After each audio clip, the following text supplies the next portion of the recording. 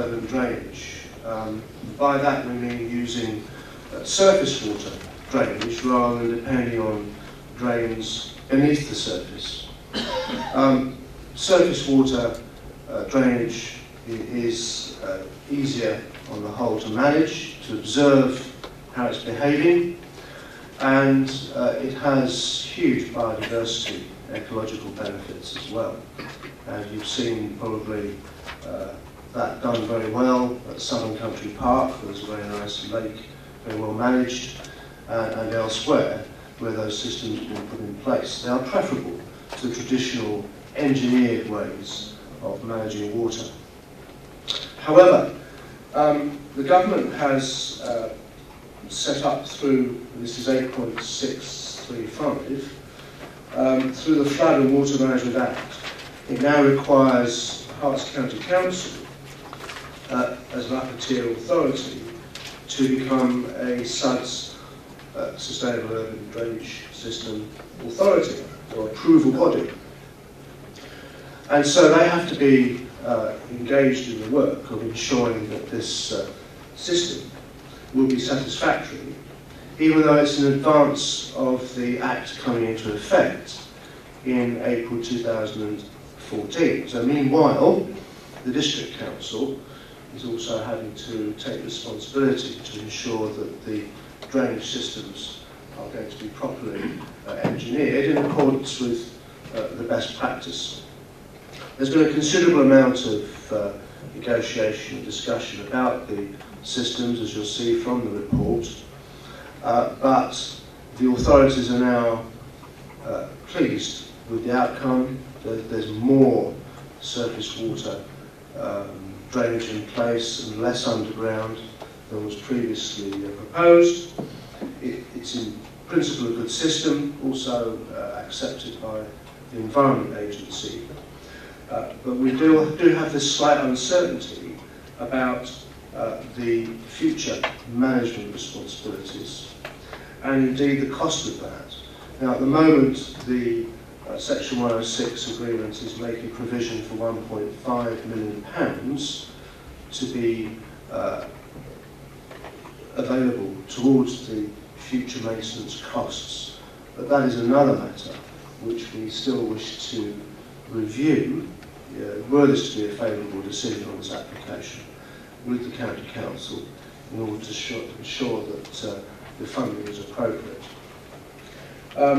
So, in conclusion, the principles are right, the design has improved tremendously, it will be an attractive part of the development, both the open areas but also that the main boulevard will have rills running alongside the carriageway to carry the surface water. So there's lots of attractive features to this, just some uncertainty about future management and how that will be conducted. But we will retain control of that through the Section 106 agreement. Members, any comments on that?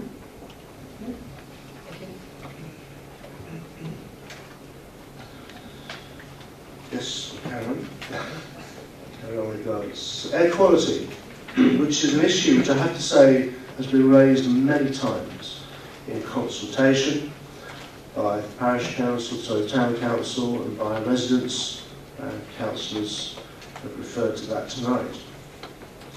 People are very aware of the air quality implications of the traffic queues at Hockrell, which is indeed an air quality management area.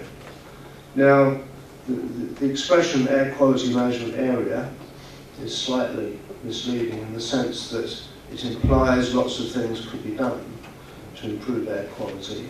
In practice, there tend to be things that are slightly one step removed, if you like, from the cause of the problem, which is the traffic. And there tend to be actions such as smarter choices and travel plans, which over time will help to reduce the amount of traffic. Modal shift, in other words, people choosing to walk and cycle and so on, will ultimately help in terms of air quality. The other factor is that, driven by European legislation, the emissions from vehicles are improving on an almost constant basis. On that basis, I think that we may see in the future air quality management areas disappear. But we don't know when, because there's been some optimism in the past about the effectiveness of new controls on emissions, but they haven't seemed to deliver as quickly as was hoped for. And this is often because the number of vehicles keeps increasing and vehicles stay on the roads longer, and that sort of counterbalances the advantage of the lower emissions in the more modern vehicles. The environmental health officers are suggesting that this should be monitored very closely. And you'll see again from the Section 106 agreement that we're proposing that money be put in place to facilitate monitoring, and indeed, if necessary, to put in place an air quality management area on Rye Street. Now, monitoring has already started on Rye Street by environmental health officers. They're not saying that it's necessary at the present time, but they want to do more monitoring there and to ensure that with the new development, the relevant trigger points will not be reached.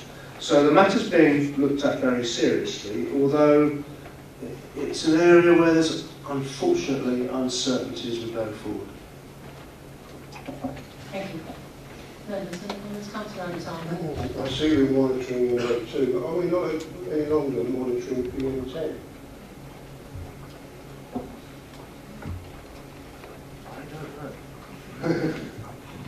Chairman, I think the environmental health officer would be best able to advise, but I'm sure that they will pick up monitoring on whatever they feel is appropriate in that location. So if there are particular objectives that they will need to look at, I'm sure our environmental health officers will ensure that they are covered by the monitoring.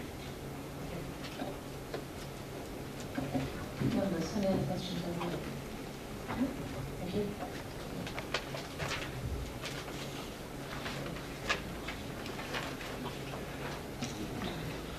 The next heading there is biodiversity. We have already, I think, covered that. So we then come on to heritage and urban design. And firstly, archaeology. We know that this is an area which is actually quite rich in finds, and a lot of knowledge has been built up in relation to early settlement in this area. That's not to say that there's been any finds that in themselves are hugely remarkable, but the archaeologists have been able to build up a good picture of how this area was in earlier times. And that's a good thing, and as you'll see, we're suggesting that some provision is made for the roads to be able to interpret that for the public. There's an educational side to this, which we think is very helpful and useful. Suffice to say, though, that the work that's been done in terms of the archaeological investigations is to the satisfaction of the County Council, and that continues to progress well. I've made mention of the mortar emplacement on Rye Street and the listed buildings at Foxdales, which of course would need listed building consent in due course to be altered. But we are concerned about their setting. That's been raised in relation to discussion about the badgers earlier, but which then led into a discussion or some suggestions about using these areas for some community meeting places to enhance the sense of neighbourhood. We would agree with all that, and in later stages of design, those ideas would be certainly incorporated. In terms of urban design as such, the developers commenced their design work, or their approach to this, on the basis of it's the theme of garden cities, taking some core principles from the garden city movement. We don't need to, I think, Chair, look too closely at that, because of course that washes out through any later applications that deal with the details of the development. But it is again very much about seeing the individual parcels of development sit within wooded areas, hedged areas and so on, and using boulevards to run through the middle of the site and act as the main arterial streets, with a great sense, I think, of presence and design, which would be very attractive. The application was subjected to design review, whereby a group of professional architects and planners reviewed the proposals, made some suggestions for improvement, and those are beginning again to come through into the detailed work on phase 1, but we don't need, as I say, to think too much about that today. So, no major issues there at the moment. Thank you. Members, comments on that? Councillor Jeff Jones. Thank you, Chairman. Just looking at on that section on detailed design, 8.659. It states the design quality of the development, while not unique or exceptional, is satisfactory. You know, I know we're not really going to the design at this stage, you know, next time, but could we ask that, you know, we push the developers at this stage to come up with some unique designs? I know our chairman is very keen to improve the design. So the boxes on these sides, something unique. And I don't think it's satisfactory. It should be exceptional. So perhaps we could encourage a developer at the next stage to come up with something exceptional. I'm happy to do that, Chair. I'd like to emphasise that there are aspects of design that I have seen so far that are very good, and the boulevard would be an example of that, but the point is taken. I want to say, Councillor Jones, that if they are unique and exceptional, I should be absolutely delighted, but I shall be astounded. We live in hope. I don't wish to prejudge. Any other comments, members, on that? Councillor Silence. Just a quick comment. I was listening to the radio because there's a lot of building going on around Ely, and they were talking about the planning in the buildings, and they were saying the buildings are nothing to do with the rest of Ely whatsoever. They could be built anywhere in the country and just dumped there. I think you'll find that's happening in Grafton at this moment. Any other comments, members, on this? No?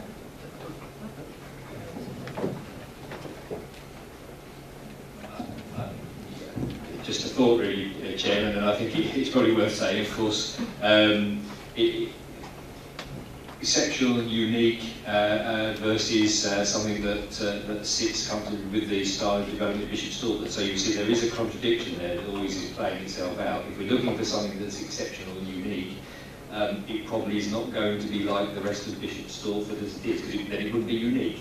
So Chairman, we do need to be mindful that there may be a little bit of contradictory thoughts there. Bear those in mind when we come forward with detailed design, but that is the case for the later stages of the proposal, Chair.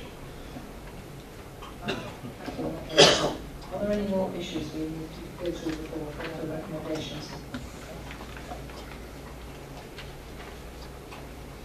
Would you want to make a final summary?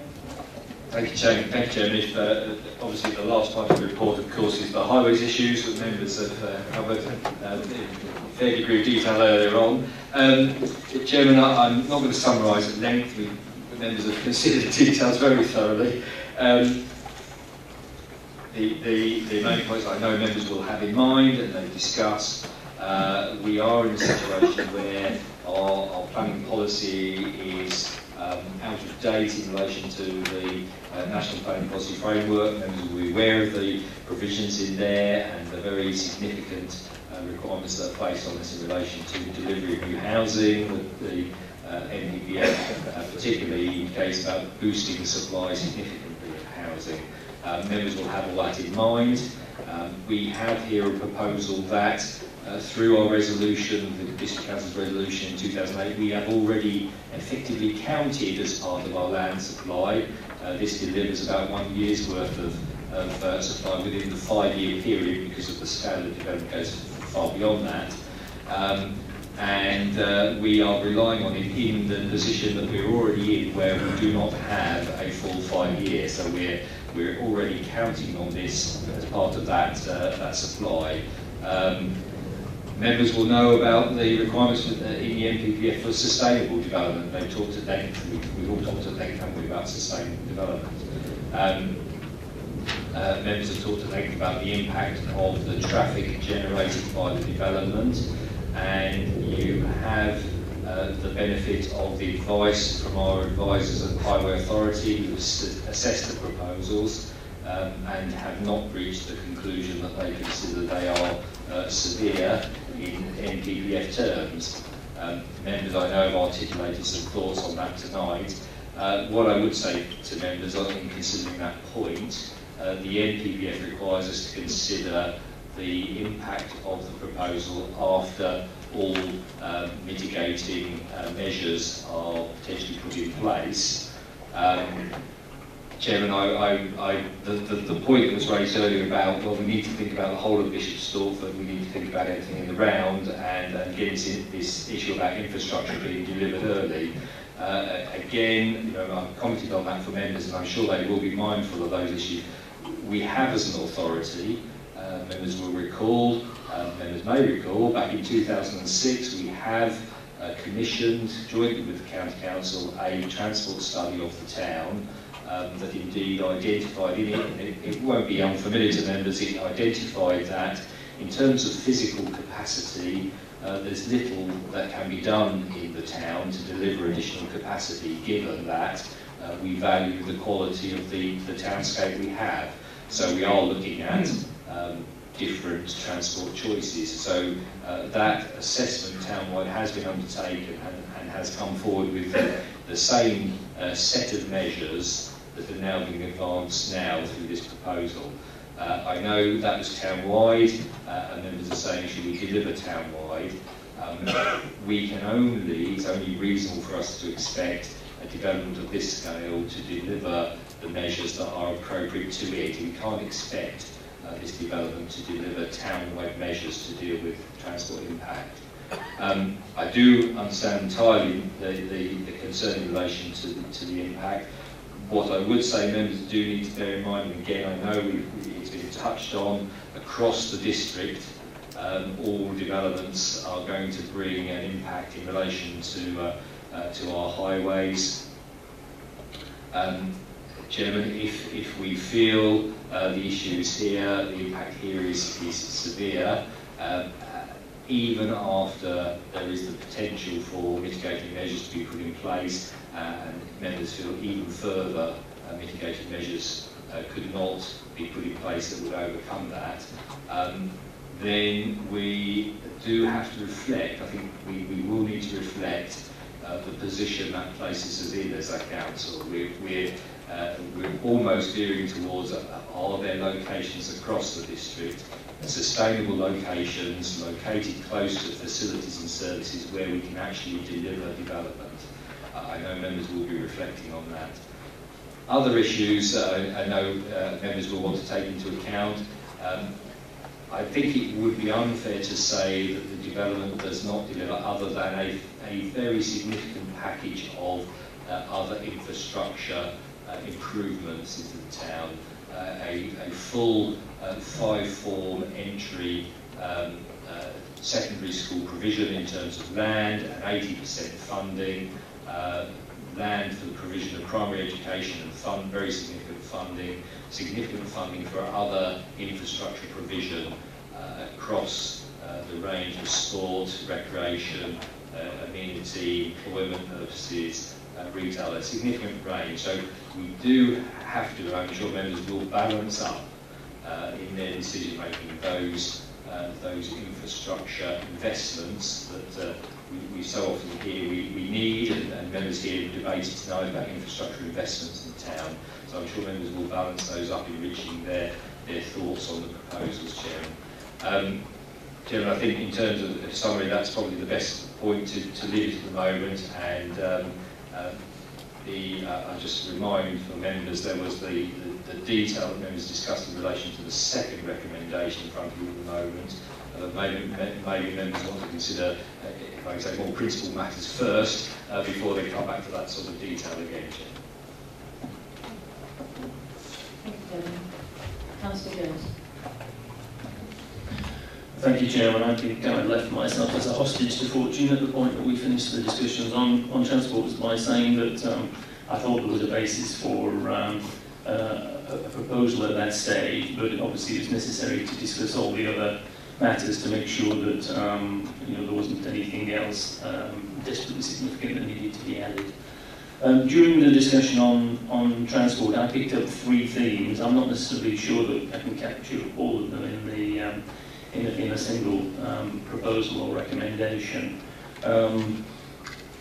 Certainly, a couple of members were very keen on ensuring that we do provide housing, and Mr. Steptoe has mentioned that in his summing up.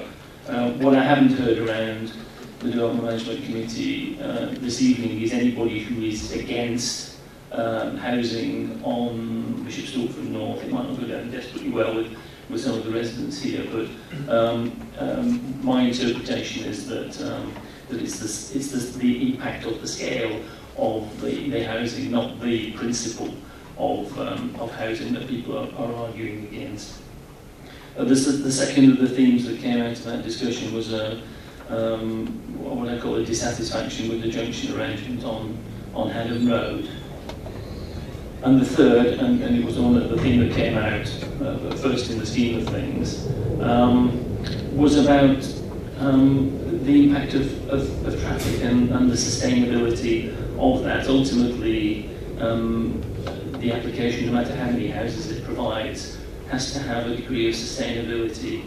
I believe that there is around the table, I might be proved wrong, but I believe there's sufficient support to refuse the application on the basis of unsustainable traffic implications and a reference to severe, as in paragraph 32 of the NPPF. Severe being safety, lack of gridlock, which are the 2 county matters, but also significant levels of congestion on roads and at junctions, and lengthening journey times. I think those are the factors that, to my mind, still can be included in the definition of severe. And as there isn't a clear NPPF definition, then to a degree we are at liberty to make up our own. So my proposal is that we refuse the application due to the traffic impacts. I'll expand on that at the moment, which then gives us the opportunity, or the applicants the opportunity to, in revisiting that, look at the junction arrangements with which we were dissatisfied. But ultimately there is an agreement in principle that there will be housing on Bishop Stortford North. Be interested to see how many people can support that sort of approach. Thank you. Councillor Page. Mr. Chairman, I'd like to support that recommendation, and I would like my vote to be recorded. In fact, that was, I believe, a proposal rather than a recommendation. Well, I'd like to support that proposal, and my vote recorded.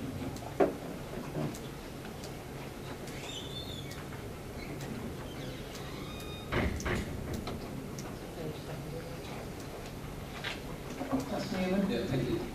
In the event that that fails, can I offer a second proposal, which is that we defer the application pending detailed consideration and investigation by East Herts Council, by Herts Highways and by local members of a western access that does not involve an additional roundabout on Haddon Road. Thank you. I'd be happy to second that, Chairman.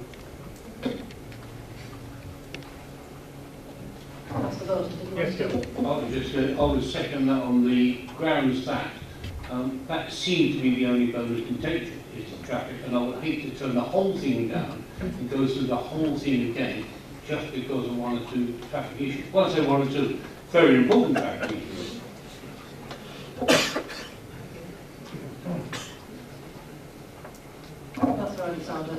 If the deferment succeeds, Chairman, is there any way that we could look at Hertfordshire Highways leading the discussions with the developer rather than the other way around? Thank you. Councillor Andrews. Before we enter there, can I remind you that there is a properly seconded proposal already on the table about another matter. Point of order precedes these. Thank you. I have remembered that. I haven't reached the note yet. Councillor Gareth-Jones. Okay. Well, whereas a refusal of the application on traffic grounds allows us to have a look at the junction arrangements again, a deferral to look at the junction arrangements still is likely to end up with the same amount of traffic going into town on Haddon Road and Bryce Street and creating the same traffic concerns and congestion that we have within the existing model. So I would struggle to support a deferral unless there were some other very, very significant conditions attached to that.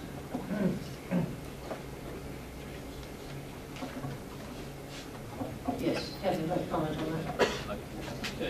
Chairman, I think just for clarity, obviously the refusal proposal was put forward first, so I believe that's the one that members will need to consider first, unless I'm directed otherwise. Chairman, members I'm sure will reflect fully on the proposals that are being put forward there, and I'm sure they understand the significance of that.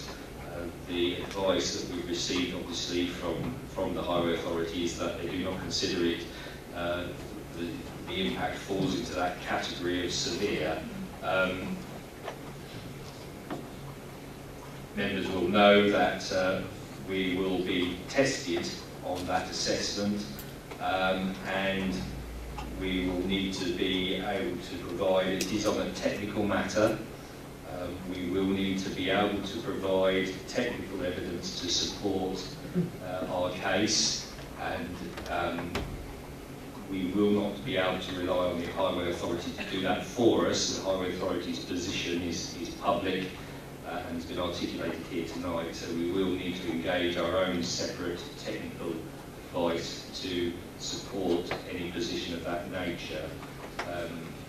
Chairman, I would say also, of course, the implications that I've just touched on just now in terms of housing land supply. We certainly will be performing again more poorly than we already are performing, against which we're going to be judged in the short-term future. And I do think it puts the council in a very difficult position to deal with development proposals and its own district plan that is coming forward in the short-term future, Chairman. I know members will reflect on those issues, and I know members will want to. I know members have strongly held views about the transport impact. It is an area of technical expertise where we have advisors who have given us their professional advice, which we will be in a position where we disagree. We will need to provide technical evidence to support that position, Chairman. So I do urge members to reflect fully on that. Thank you. Councillor Jones. Thank you, Chairman. I'm going to disagree with Mr. Steptoe on this. I'm not arguing substantially that the transport assessment figures are wrong. I think one or two of the assumptions are, certainly in terms of are unfortunate. The issue to my mind is the definition of the term severe. If severe is only car safety and